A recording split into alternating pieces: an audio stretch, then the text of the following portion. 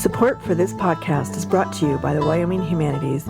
We take a closer look at our human experiences and use stories to explore culture, history, and contemporary issues. You can find us on thinkwhy.org. And we thought, again, this is Asia. And we began to tease something out that maybe this is kind of more broad than just Asia, than just China, than just Asia. And we weren't even sure if this was a real book, but we wrote it, and it turned out to be Half the Sky. Hello, I'm Emmy DeGrappa. This is What's Your Why? Each week we bring you stories asking our guests the question why. We learn about their passion, why they do what they do, why should we care, and what can we learn? What better place to explore the human landscape than from the state known for its incredible landscapes, Wyoming? And what better organization than Wyoming Humanities? Serving our state for over 45 years, we share stories, ideas, and wisdom about the human experience. Welcome to What's Your Why? Today, we are talking to Pulitzer Prize winning authors, filmmakers, and journalists, Nicholas Kristof and Sheryl WuDunn. Welcome. Thank you for having us. Good to be here. Our focus today is to talk about your personal passions. For the two books you have written, Half the Sky and A Path Appears, your work as journalists, and your support for the humanities, as I have read in Nicholas's articles in the New York Times. First of all, Sheryl, just talking about your books, your first one, Half the Sky, what was your passion in writing that, and what was your journey down that road to start that book? Well, actually, the first book we wrote was China Wakes, way back after we were living in China as foreign correspondents for the New York Times. And that actually was the seeds for what later, many years later, became Half the Sky. And that's because, first of all, Half the Sky comes from a Chinese saying, basically Chairman Mao Zedong, who said, "Women hold up half the sky." And when we were living in China, we noticed that there was a slight feeling of discrimination against women in the sense that there were many babies who were female who were missing from the Chinese population. And over the years accumulated, it turned out there were 30 million missing female babies from the Chinese population. And at the time we thought, we wrote about this in China Wakes, our first book, and we thought, well, this is just China. China is full of contradictions, very, very fascinating country, full of good and evil. So we just, relegated it to that. And then we moved to Asia, to Japan, and we wrote a book about Asia. And also there was a chapter that in the book on women. There was discrimination against women also in Asia. But again, it was one chapter in 20 plus chapters. And we thought, again, this is Asia. And we began to tease something out that maybe this is kind of more broad than just Asia, than just China, than just Asia.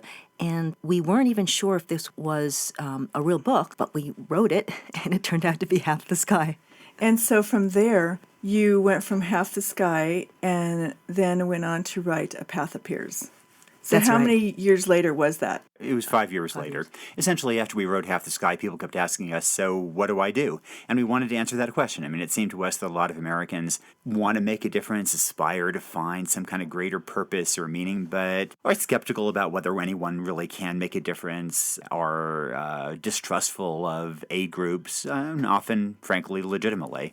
And so we wanted to address that and kind of give people a sense of what they can do, either with money or with time, that really will truly make a difference, either at home or abroad. And the result was A Path Appears. We also wanted to broaden it beyond women and girls because there were so many people who said, what about the men and the boys? Because they are definitely part of a society that needs to help change attitudes towards women. And it really is men and women, boys and girls working side by side to change the attitudes towards women, but also to change attitudes towards people who are underprivileged, people who are impoverished, and we found that there were so many fascinating things that people were doing, so many innovative startups, both in the for-profit and the not-for-profit world. It was as though, wow, how come we haven't been hearing so much about all these myriad things that are going on? And we said, well, we've got to write about this.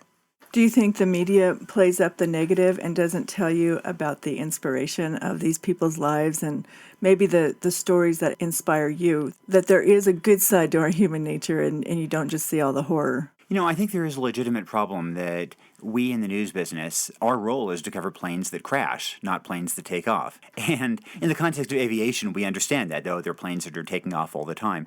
I think in the context of global poverty in particular, people don't. And they sort of think that the whole world is a mess, that there's no improvement. In fact, there's been spectacular improvement. Child mortality dropped in half since 1990. Huge gains in girls' literacy and other areas. And we still are in the business of covering planes that crash, but we still have to provide that context to underscore that there has indeed been progress and that there can continue to be progress if we focus on the right things.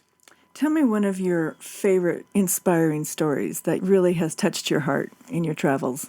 Well, there is a story about a little girl named Rachel. We write about her in A Path Appears, and she's about 8 years old and living in Seattle, and she hears about, from her church, the fact that in parts of Africa, a lot of people don't have clean water, and she was just horrified. This is something that she grew up with, that, she had clean water. How come other people don't? And so she decided to raise money through charity water for digging wells in places where people don't have clean water. And so she set as her goal $300, and a few days before her 9th birthday, she wasn't going to make it. She's a little disappointed. Then Rachel and her family got in a car crash. Rachel was critically injured, and she was sent to the hospital in critical condition, and people wanted to show their sympathy, and they remembered her fundraiser. It's a birthday fundraiser on Charity Water, and they started donating. So she, raised way past $300.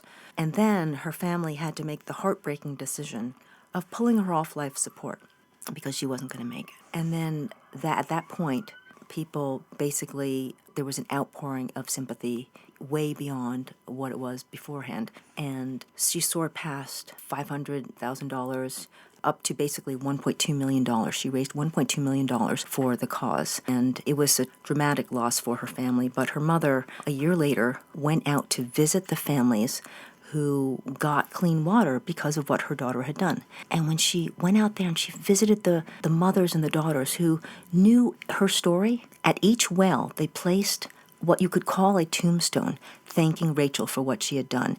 And her mother just broke down in tears saying, "Oh, this is what my daughter did. She did far more than what I have done in my lifetime." So it made her think, Rachel had a real purpose in her life. And so it makes us all think, what is our purpose in life? That brings tears to my eyes. And I did read your book and I did watch the film documentary, but just hearing you recount that's an amazing story. How about you, Nicholas? People often ask why we focus so much on women and girls, and it's partly because what we've seen in terms of the impact of investing in girls as a way of transforming societies. And one place we saw this was in rural China. In 1990, we were writing about how so many girls were dropping out of school because they were girls, and we chose as the poster child for this phenomenon this girl who just dropped out of 6th grade for want of $13. Her name was Dai Manju. And we wrote about her. Her picture was on the front page of the New York Times, 3 columns. And so you can imagine readers wanted to support her. They flooded us with checks for $13 for the most part. And we also got one wire transfer for $10,000. We took all this money down to the school, and they used that money to ensure that all girls in that village would be able to stay in school as long as they could maintain the grade. That for the first time in this village, your academic prospects would be a function not of your chromosomes, but of your capacity. That was in 1990. We followed up periodically over the years, and it's kind of extraordinary. I mean, all of China has gotten richer, all of this province, Hubei, has gotten richer, but this village is truly transformed. That girl herself became the first in her family to graduate from elementary school, from middle school, from high school, became an accountant. So many other girls who otherwise would have ended up in the rice paddies got a great education in ways that didn't just advantage them, but helped the whole community. So you go back, and it's sort of extraordinary how this village has been catapulted way above all the others all around it because of this complete fluke, this accident of these gifts to that one school back in 1990. It's a reminder of the power of educating girls. So I just have one last question before we leave. And since I work for the Wyoming Humanities Council, I wanted to ask you about your support for the humanities. And I've read some articles that you've written in support. And I want you to just tell our audience about that. We obviously need the sciences, and we need people to have the rigor of math and quantitative methods. But I think there's sometimes a tendency today to just shrug at the humanities and think they're a ticket to nowhere. In fact, I think that often they do convey a certain skill in critical thinking, a capacity for analysis that benefits whatever one may end up doing. And I think that also it's important to remember that scientific abilities also need to be regulated in ways that are determined not by science itself, but by ethical concerns of a larger society. If we have the capacity to tinker with our germ line of our genes so that we can change the human genome indefinitely, that's an incredible decision that we as a society will have to make. And that's one that is going to be informed by ethics going back to Socrates and Aristotle. Fundamentally will depend as much on the humanities as it does on the sciences. Sure, the sciences are transforming the world. We definitely need sciences and those quantitative methods. But we also need a dose of the humanities to leaven them in this 21st century. Well, I heard a professor say it shouldn't be called STEM, it should be called STEAM, and should add the arts and the humanities in there. One more thing that I was just thinking of, because you're such a beautiful couple, and how did you meet? We met in Los Angeles, and we were basically introduced by friends. Really? Yeah, fellow journalists. So, and we're ever grateful to her. I mean, we've seen her a couple of times, and it's just so funny. Matchmaking still does exist. How many children do you have?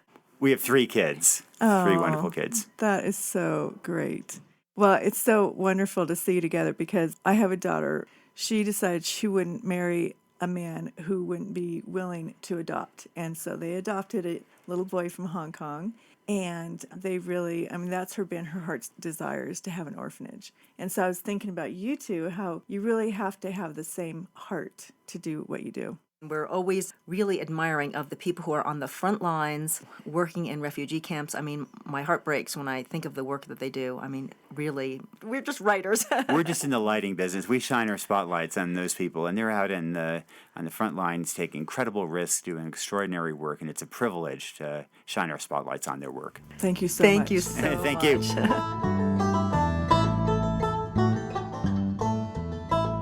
Thank you for listening. I'm Emmy DeGrappa. This Think Why podcast is brought to you by the Wyoming Humanities. We use the humanities as a lens to explore the human experience. You can find us online at thinkwhy.org.